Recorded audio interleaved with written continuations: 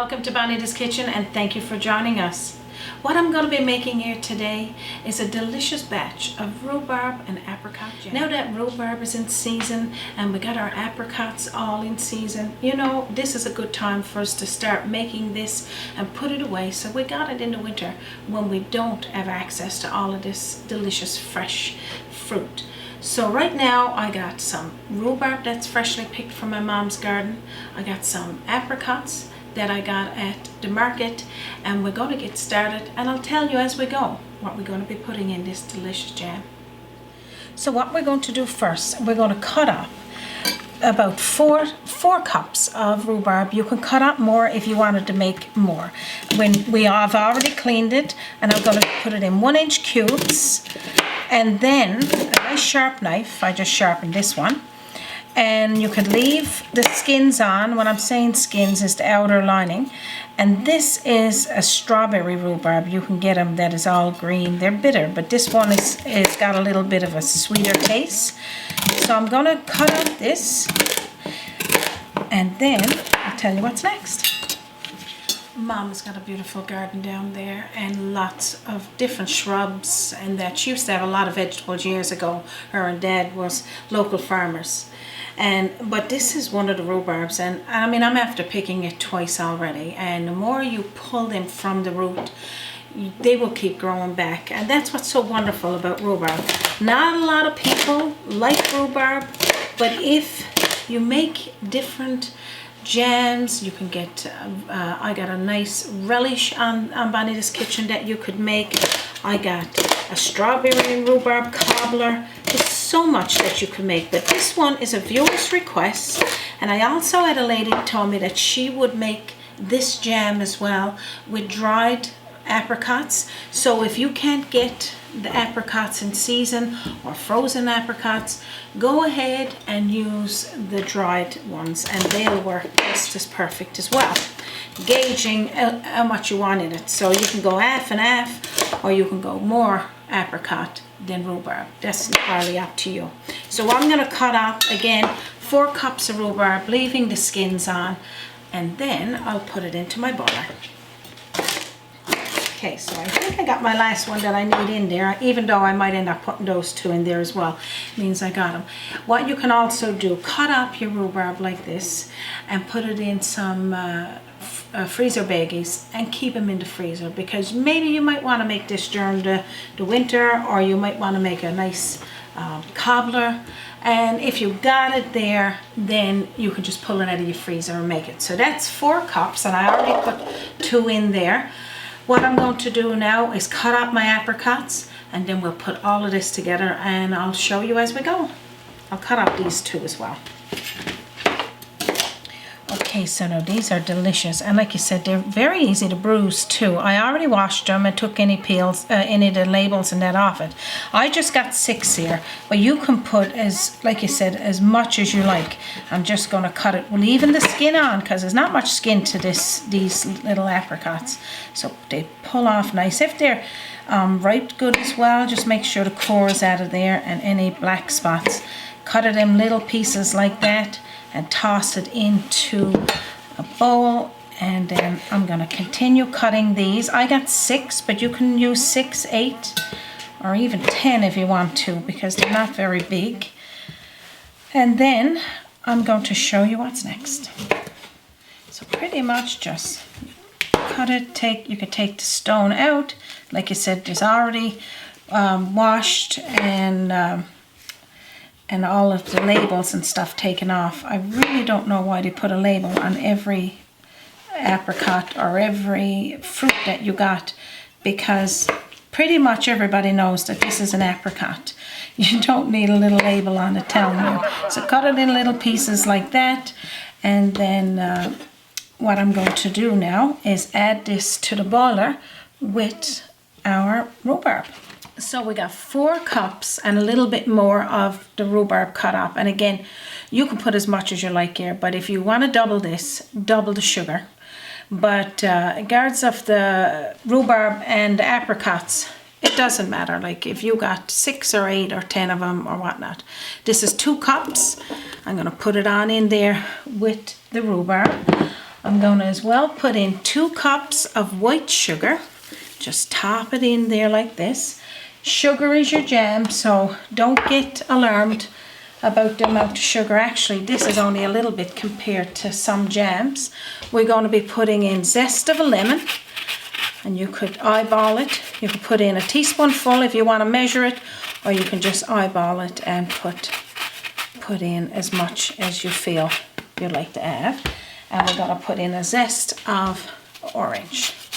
This is a navel orange, and we're going to be putting in a little bit of the juice of both. Just like that. Okay. Adding a little bit of citrus into any of your jams is absolutely delicious. But if you don't want that, hidden flavor that you're trying to figure out what is that in there and I don't like it, just add the rhubarb and the apricot, and that's fine. I'm going to be putting in about a teaspoonful of lemon juice, and the same with the orange. And just pour that right on in to your boiler. So this is pretty much all you need to do now with this to get ready for your jam. You're going to stir this all in here, turn your pot on a medium heat, and what we're going to do is stir it occasionally. We don't want it to burn. There's a lot of liquid going to come out of those rhubarbs. So once it starts to break down here, I'll show you what it looks like, and then I'll give you the time. So what I'm going to do now is put the lid on the boiler, and I can hear that nice bubbling in there and boiling, and I'm going to let this simmer there now on that medium heat until it starts to break this down, and we're going to stir as it goes. This jam takes anywhere from 45 minutes to an hour, and it could be less. But after 15 minutes, when it's broken down a little bit, I'm going to put it on a lower simmer because I want for it all to just put all those flavors together. So I'll show you the next step when it starts to break down.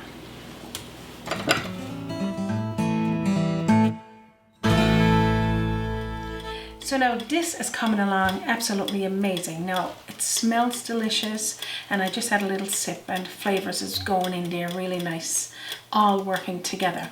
I'm going to show you what it looks like now at the 15-minute mark, and then you're going to turn down your heat to just a little past medium, like into simmer, and let it just boil nice. So let's show you what that looks like. Okay, so this is what it looks like. It's starting to simmer there nice, got a nice little boil going, and all of it's starting to condense. You could even see the rhubarb starting to break down. I'm trying to show you the juice there because you can see the little pieces of rhubarb. So just let it boil like this now on a simmer, stirring occasionally, and let it just condense, and then I'll show you what it looks like on the second stage. Okay, so now I'm going to show you the next stage. This is about a half an hour into the boiling, and as you can see, every now and then mine will start to gallop because I'm on just a small little damper, but just a simmer like this, and then not necessarily a gallop. And then you can see it breaking down, so better not you can go to full hour and let it just condense more and more, but I'm going to show you what it is like on the 45-minute stage, and then we'll judge whether we're going to take it out. But in that time frame, you can go watch the video for sterilizing and canning your jams, and then get your bottles ready. Okay, and what I mean about following the sterilization of your bottles, I'm not going to show in this video how to boil your bottles, get them sterilized, and then after prep them at the end. I got other jam recipes on there you can follow, but I also got sterilization and prep of bottles, and pretty much you can watch that and that'll give you a guideline. But I will show you once I fill the bottles and clean the tops and seal it, and then after that then you can put it into the water bath. So what we'll do now is look at the 45-minute stage of the jam. Okay. Okay, so now all that steam, hopefully it's not gone up on the camera. Now this is what it looks like at the 45-minute mark. This is perfect like this. It's still got a little bit of liquid there, but when it sets, it usually, I mean, that settles down and whatnot. But if you want, and I'm going to, is let it set for 15 more minutes just to condense it a little bit more. Remember, we didn't put no water on this. This is just all of the fresh fruit, that rhubarb and apricots. So let's let it go for 15 more minutes and then we're going to bottle it. Okay, so this is what it's going to look like, your rhubarb apricot jam on the 1 hour mark. As you can see, look at the texture of it. It's so delicious. Now, I mean, you can test it getting the bowl, and I can show you that as well.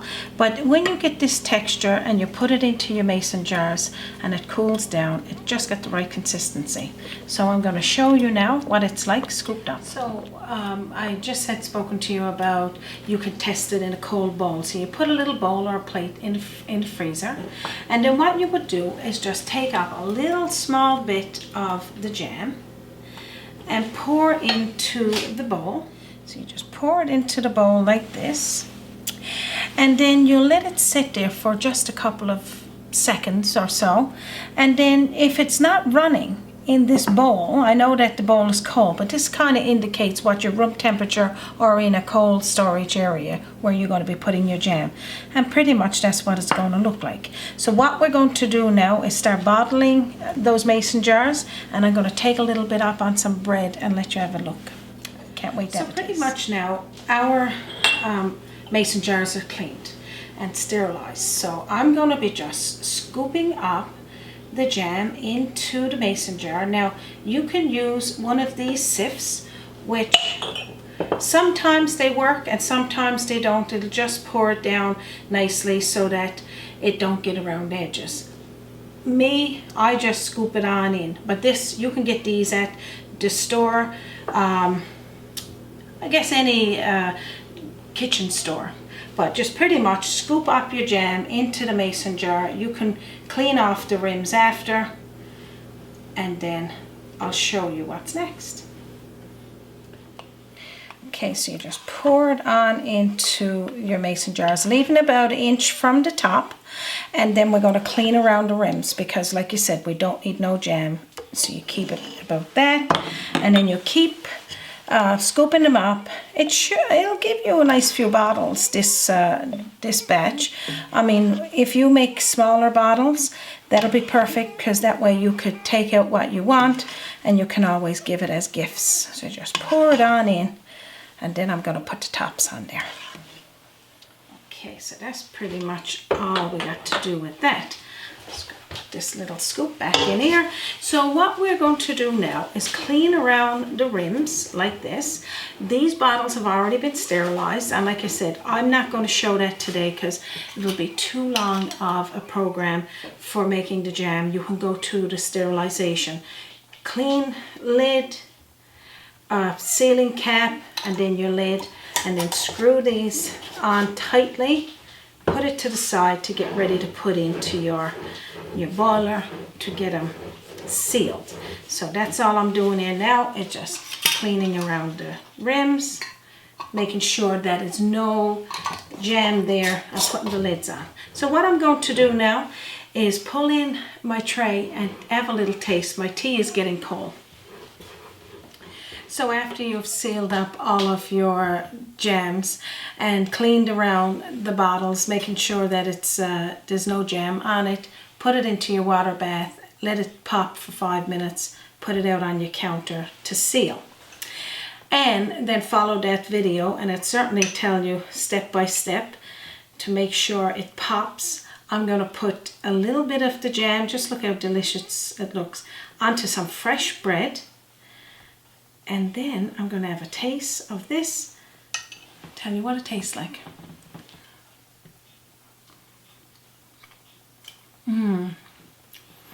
You can still taste a little bit of the tartness of the rhubarb, not much. The apricots stands out totally. A little bit of the zest, not too sweet at all. So delicious. I can't wait for you to make it.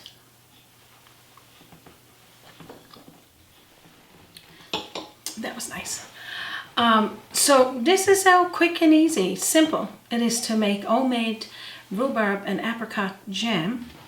And again, following the steps that I'm showing you here today, going into the canning and the sealing, or the sterilization and the sealing of your bottles. But pretty much, if your jam is hot going into these bottles, and sometimes they seal on its own, and you don't even have to go through that process of sealing it afterwards. But if you're just making it to eat right away, keep them in your fridge. If you're making them to store, make sure you follow that process, labeling each one of the bottles, dating it when you made it. So this is as good as it gets. I want to thank our viewers that is requesting more rhubarb meals and jams and desserts.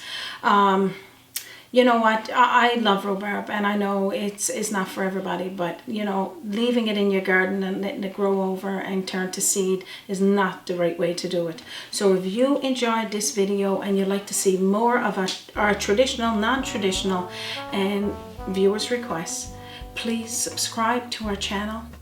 Hit the link, it'll be at the bottom, and our recipe will be there as well for this jam. You can also send us a message on our web site, which is www.bonitaskitchen.com, and I'll also share some pictures there of step by step what we did here today, or go to our Facebook page. You can send us a message there. Either way, we're going to get to all of our messages, so thank you for sending them. So thank you once again to each and every one of you that is subscribed to Bonita's Kitchen, and after today, the new people that is subscribing to our channel. We appreciate each and every one of you. So from our kitchen to yours, thank you for joining us, and you have a wonderful day.